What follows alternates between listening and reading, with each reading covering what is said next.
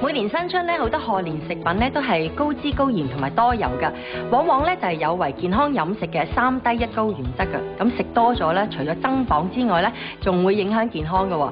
所以今日咧，我哋就請到營養師黃薇小姐上嚟咧，教下大家喺新春期間咧點樣食得健康㗎。歡迎晒你，黃小姐。係啦，新年期間咧，好多人咧都好中意食蘿蔔糕啊、年糕啊同埋煎堆等等嘅食品啦。咁其實呢啲食物咧係咪個熱量好高㗎？係啊，我哋呢啲新春嘅食品咧，好多時卡路里非常之高啊。咁以一碗飯嚟到做標準先啦嚇，咁大概咧230至240個卡路里度，但係食2片嘅年糕啊，或者2片嘅蘿蔔糕咧，已經係差唔多係即係等於一碗飯。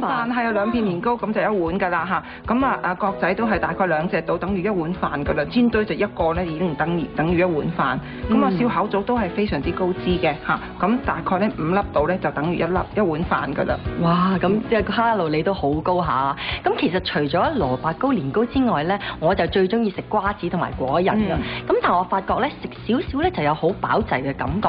咁究竟瓜子同埋果仁咧係咪一個健康食品嚟嘅咧？瓜子同埋果仁咧係個健康嘅食品嚟嘅。咁因為咧佢除咗係入邊嘅油咧係好油，係單元不飽和脂肪酸同埋多元不飽和脂肪酸之外咧，咁佢其實佢又都係高纖嘅，同埋鈣質都特別高嘅。咁其實可以適量咁樣進食。佢唯一最大嘅缺點咧就係個脂肪量高，咁啊大概佔佢卡路里咧6至7成㗎啦。咁所以咧食嘅時候個份量就比較重要啦。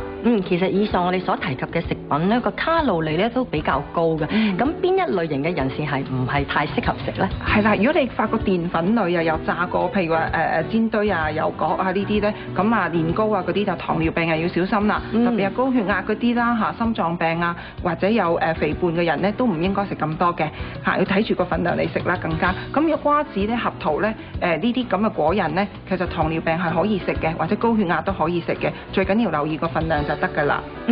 其實咧有時開心得滯咧就唔覺會食多咗㗎。黃小姐有咩方法或者有啲咩食物我哋食咗可以冇咗呢個咁嘅飽滯感覺咧？嗱，如果你真係食得太多啦，滯得滯嘅話咧，咁即係一定要食得清淡啲啦。咁食多啲菜同埋水果，同埋咧，如果我哋想煲粥嘅話咧，記住加啲紅米啊或者糙米嚇。食白粥咧就因為少咗啲纖維，就未必咁清腸胃嘅。加啲紅米糙米就會好好多㗎啦。咁喺未食之前咧，有咩方法可以令自己唔好食過量咧？食一個蘋果先，係啦，因為蘋果入邊嘅水溶性纖維咧，咁就可以吸油降膽固醇嘅，同埋俾我哋一個比較飽嘅感覺啦，就唔好過量去進食嘅，咁所以幾有效嘅。如果你食嘢之前咧，食一個就再去食一啲肥膩啲嘅咧，就冇晒咁驚㗎啦。係啦，咁我哋以上所講嘅賀年食品咧，有冇啲係好健康嘅煮法啊？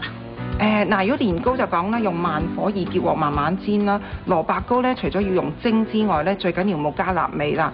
用冬菇絲啊或者瑤柱啊、蝦米咧嚟到代替臘味咧，就會健康好多㗎啦。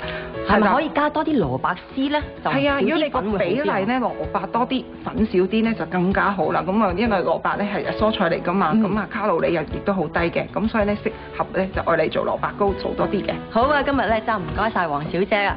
咁大家記得啦，農曆新年咧啲賀年食品雖然係好美味啊，但係千祈唔好食過量啊。